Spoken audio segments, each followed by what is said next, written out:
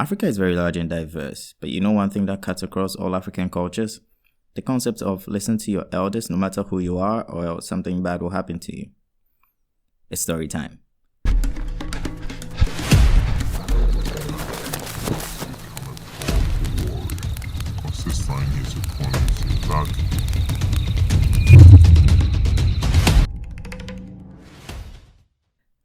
We absolutely love stories on the continent. We tell stories for everything.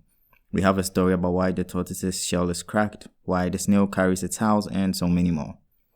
So today we are going to tell a tale. Tell a tale, It's from Eastern Africa, primarily Kenya, from the Luo people. You might know these guys. Yeah, they are all Luo. So anyway, there's a Luo folk hero called Luanda Magere. Let's see what lesson his story has for us. Here's the story.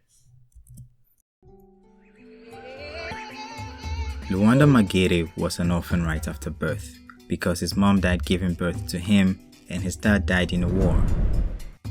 So his grandmother raised him. At this time, the Luo were in constant battles with the Nandis, a rival people group. Luanda was a naturally gifted child who grew up to become a powerful warrior, consistently destroying his opponents in battle. To give you an idea of his feats, his enemies called him God's Miracle and his people called him Fierce Rock. The second name is admittedly boring, but it has significance later. Luanda's skin was so tough that spears, swords, arrows, clubs, and pretty much everything bounced off his skin in battle, and he could single-handedly defeat entire armies. His dominance was so great that whenever the opposing force in battle heard he was coming, they fled. He even raided villages on his own. The man was a straight-up menace. Since the Nandis couldn't defeat him, they resorted to every man's weakness. Well, every straight man's weakness. Except me though. Women. They offered their most beautiful princess to him as a bride and as a sign of peace. The elders in his village were predictably wary, the old wise people. But Luanda was thinking with not his brain.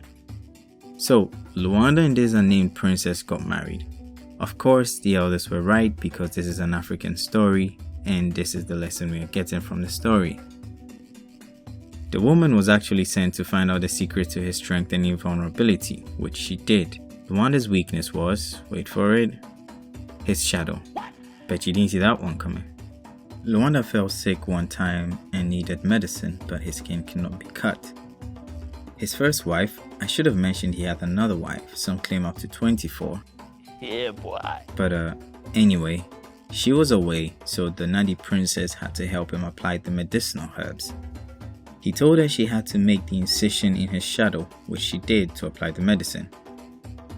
The princess, who now that I think about it, could have been a commoner, because if she lied about being a princess, what else did she lie about?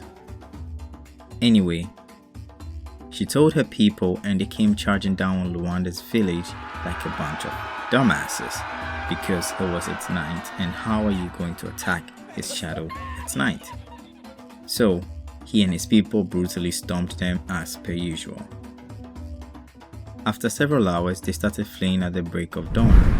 Luanda chased them down, but one Nandi warrior probably finally realized that they needed a son to actually kill him. He threw his spear with the might of someone who sacrificed his wife to the enemy just to learn his secrets. Not that he did, but how was he the only one to remember?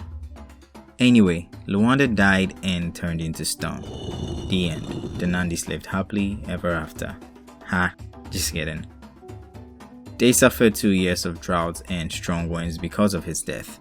There is a rock in Sido, Kenya, believed to be the rock he transformed into, and his people still visit there. The Luo still remember him as a hero.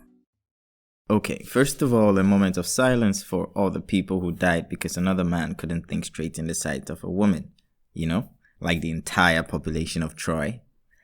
I'm sure you have already likened Luanda's story to Achilles from Troy, presuming you know it, or Paris to some extent, or the Jewish Samson from the Abrahamic religions. You might be wondering, did Luanda really exist? Possibly. We don't have much to go on except the rock in Sido and the story of his people. But how real he was is besides the point. The point of this story is the messages it carries. 1. Beware your own hubris. 2. Listen to your elders, they know more than you do. And 3. Be careful who you share your secrets with. Like many folktales, Luanda's story has some variations depending on who you ask, but the core aspects and lessons remain the same in the end. I will leave you with the proverb of unknown origin on the continent, which reminds us that if you are filled with pride, you will have no room for wisdom. Thanks for watching.